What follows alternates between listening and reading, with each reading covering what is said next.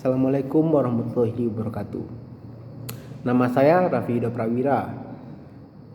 Saya berasal dari kelas A Hukum Bisnis Pasca Sarjana.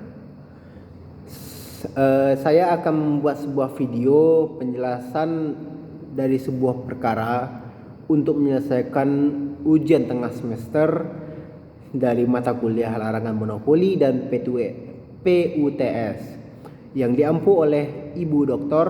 Desi Apriani, SHMA. Oke,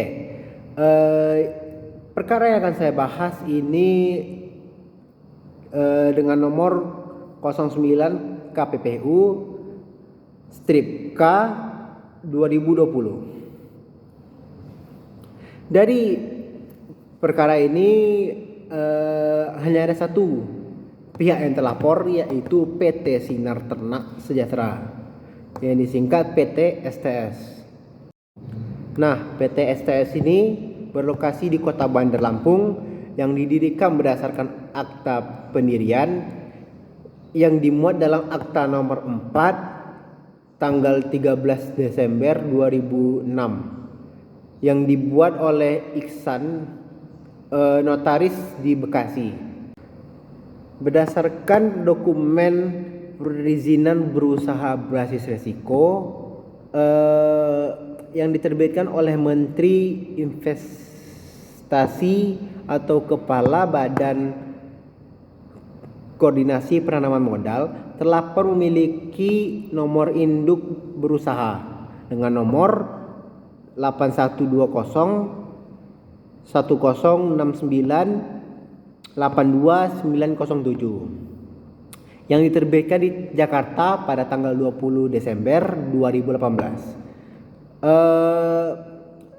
PT STS ini merupakan salah satu anak usaha dari PT CPI melalui kepemilikan tidak langsung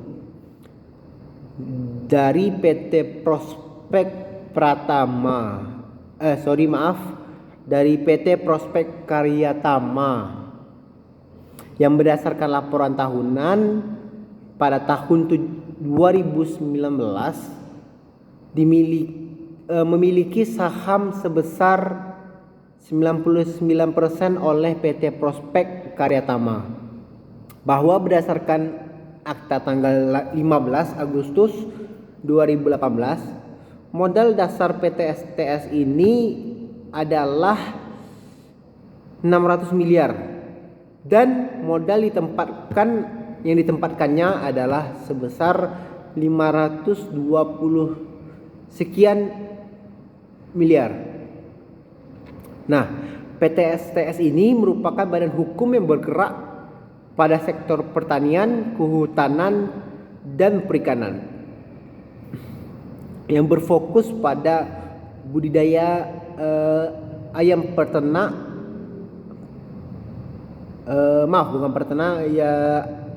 ayam ras pedaging, petelur, dan rumah potong sekaligus perdagangannya. Nah, jadi PT STS ini yang betul-betul berfokus pada budidaya ayam sampai ke penjualannya. Nah, bahwa terlapor adalah perusahaan yang bergerak di bidang kemitraan peternakan ayam, di mana terlapor tidak memproduksi sendiri berupa DOC. DOC itu Day Old Chicken.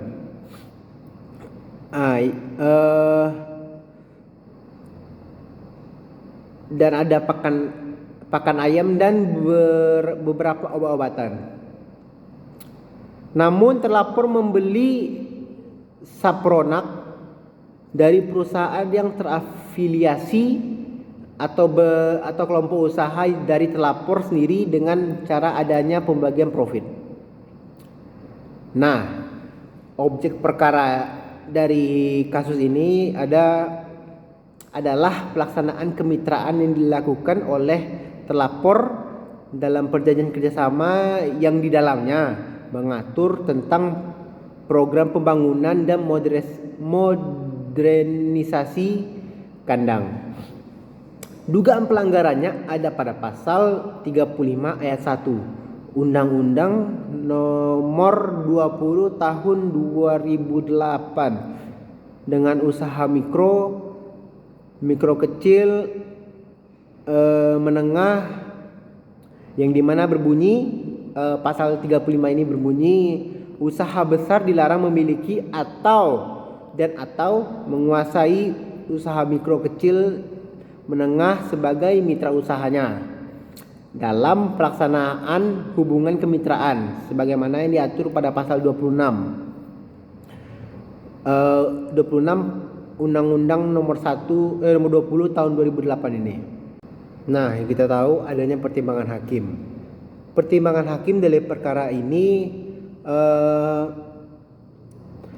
ada beberapa, yaitu TAP MPR nomor 26 tahun 1998 pada pasal 2 sampai 8. Dan ada pertimbangan lainnya yaitu KUH Perdata pada pasal 1313 tentang perjanjian dan 1320 tentang syarat sah perjanjian dan 1338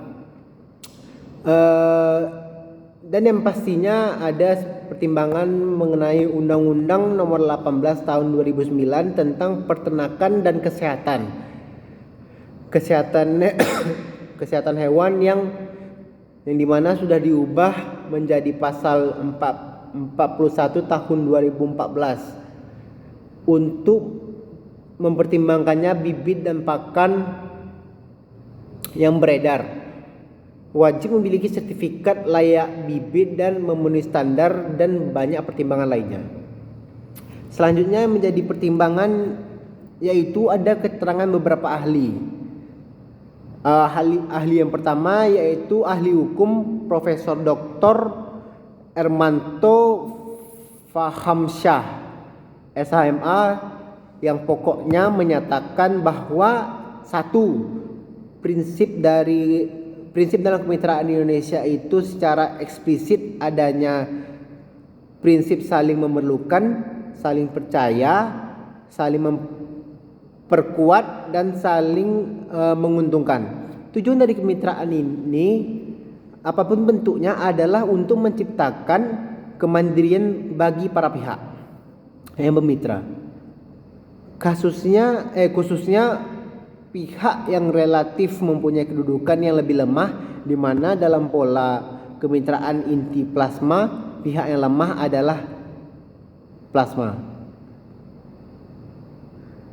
Yang kedua ahli menafsirkan prinsip kemandirian lebih luas dan bukan hanya dimaknai oleh kemandirian secara ekonomi saja, melainkan kemandirian dari sisi knowledge, soft skill dan attitude.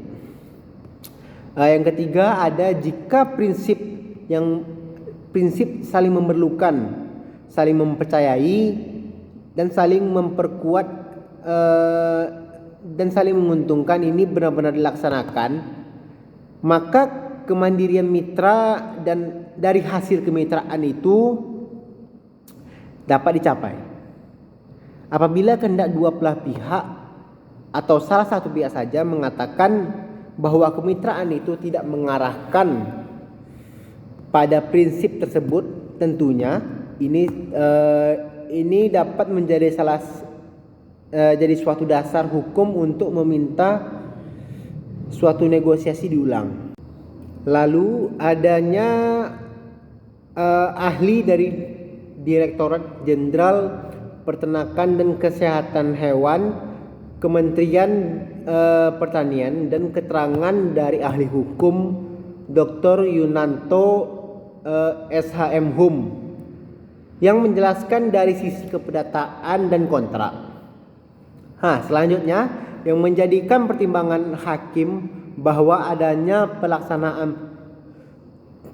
telah adanya pelaksanaan peringatan tertulis pertama, kedua dan bahkan ketiga, yang meskipun telah diberikan jangka waktu tambahan, si terlapor tidak menyampaikan bukti atau dokumen yang telah dilaksanakannya pemaparan berupa dokumentasi foto, notulen penyampaian dan pemaparan laporan yang telah ditandatangani oleh para pihak. Terlapor ini beralasan dengan pada saat ini memang belum dilaksanakannya karena terlapor fokus dalam proses persidangan ini sampai menunggu hasil akhirnya.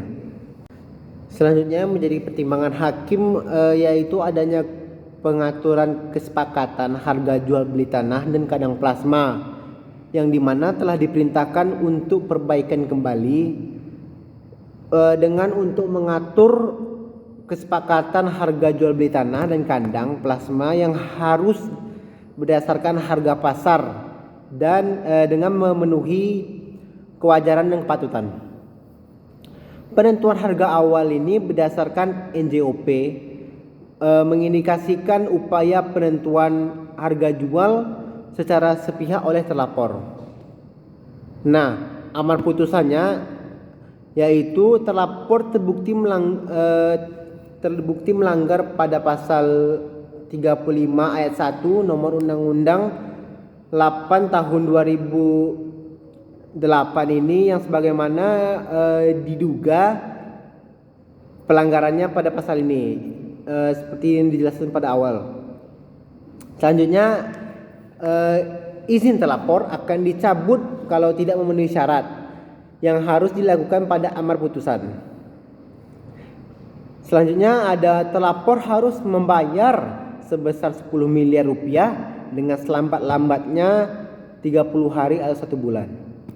Lalu amar yang terakhir memerintahkan terlapor untuk melaporkan dan menyerahkan salinan bukti pembayaran denda kepada Komisi Pengawasan Persaingan Usaha atau KPPU. Demikian putusan untuk memusyawarahkan majelis komisi pada tanggal 28 Juli 2022. Sekian saja penjelasan saya berdasarkan putusan perkara nomor 09 KPPU K 2020 ini. Sekian saja, terima kasih.